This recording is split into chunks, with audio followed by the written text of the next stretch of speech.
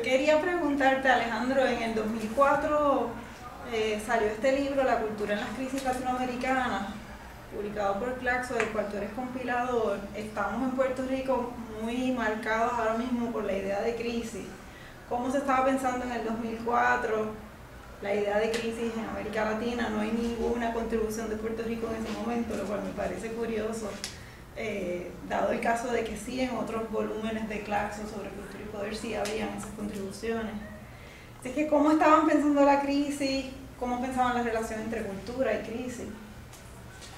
Bueno, justamente hoy recordaba que fue acá en San Juan, en la Universidad de Puerto Rico, que yo estuve en junio del 2002 durante casi un mes, donde empecé a pensar ese proyecto en este sentido.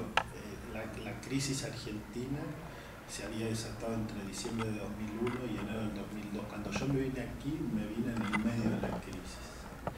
Y justamente estar en otro contexto me hacía posible o más fácil, o me llevaba, me obligaba. La gente me preguntaba, acá cuando viajaba a Colombia, justamente salir de la Argentina implicaba responder qué era la crisis argentina y a dónde había llegado y por qué se había producido. Entonces, eso de alguna manera me empezó a hacer preguntas sobre cómo funcionaban las crisis en esos otros países, y durante un año distintos investigadores trabajaron en dos dimensiones. Una, cómo la cultura de cada uno de los países incidía en la manera en la cual las crisis se producían, las crisis se aceleraban, las crisis se resolvían o no. Y por otra parte, cómo en los contextos de crisis, que generalmente planteaban situaciones de movilización social, de lucha política, se utilizaba la cultura como una de las herramientas claves de esa disputa. Nosotros podemos ver una cantidad de secuencias similares en varios países latinoamericanos, donde hubo una cierta época de un nacionalismo populista, donde hubo una cierta época de dictaduras militares, donde hubo una cierta época de primavera democrática, de neoliberalismo, pero esas secuencias que existen, aunque no son exactas para todos los países, al mismo tiempo plantean que autoritarismo o dictaduras militares fueron cosas realmente bastante diferentes, por ejemplo, en Argentina o en Brasil. Decir democracia en Colombia o decir democracia en Uruguay o en Costa Rica son cosas bastante diferentes, y también el neoliberalismo fue muy distinto entre los países. ¿Con qué tenía que ver eso? Y en parte, por ejemplo, con las valoraciones culturales de ciertas cuestiones. Por dar un ejemplo,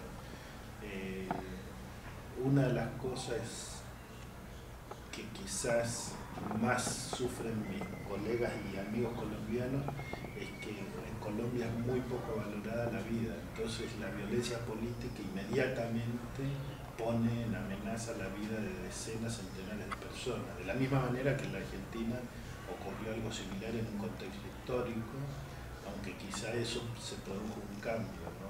en ese sentido. Parecería que a pesar de las especificidades se podía hablar de un contexto regional que ayudara también a iluminar los procesos específicos, viéndolos de manera comparativa, si bien los ensayos como tal no son comparativos. ¿De qué manera el mirarlos en su conjunto ayuda a pensar en cada uno de los procesos? Sí, están las dos cosas. Está el proceso regional, porque de hecho,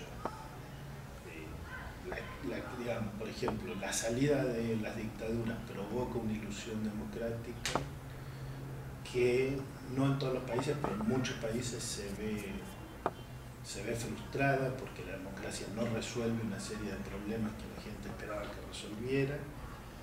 Y por el otro lado, a mí me parece importante no negar la especificidad. Por ejemplo,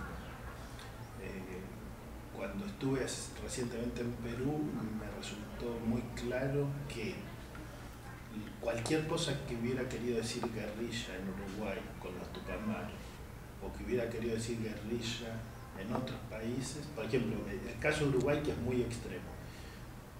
Hoy, un ex líder tupamaro fue electo presidente de Uruguay. O sea, la sociedad uruguaya tuvo y tiene una percepción de ese proceso histórico bastante complejo y bastante matizado, porque efectivamente fue un tipo de guerrilla bastante peculiar en el sentido de que no se dedicó sistemáticamente, jamás cometió secuestros como la FARC. Ahora, en Perú la guerrilla fue casi el extremo opuesto, o sea, mataba líderes barriales, líderes comunitarios, para evitar que los sectores populares se vieran parcialmente paliadas sus necesidades y que eso hiciera que se desmovilizaran. O sea, es como un extremo, digamos. Ahora, claro, en los dos países hubo guerrilla, en los dos países hubo el fin de la guerrilla, en los dos países el fin de la guerrilla no tuvo nada que ver con el fin de la pobreza, o sea, sigue la pobreza, sigue la desigualdad, ¿no es cierto? Ahora, evidentemente en Uruguay la desigualdad es mucho menor que en Perú. Quería volver al contexto de publicación del libro y si tú crees que este sería un libro que se publicaría con ese título hoy en el 2010. Lo que nosotros quisimos resaltar es que las crisis latinoamericanas son pensadas en términos económicos, en términos políticos o en términos institucionales, pero nunca son pensadas como crisis culturales. ¿Por qué? Bueno, en primer lugar, que los economistas tienen muy claramente definido cuándo se abre una crisis económica y cuándo se cierra. O sea, se abre una recesión, se termina una recesión. Las crisis políticas son crisis de representación política o de legitimidad de un gobierno, o de una crisis institucional donde hay una renuncia, hay una deliberación, etc. Ahora, la crisis cultural, ¿qué sería?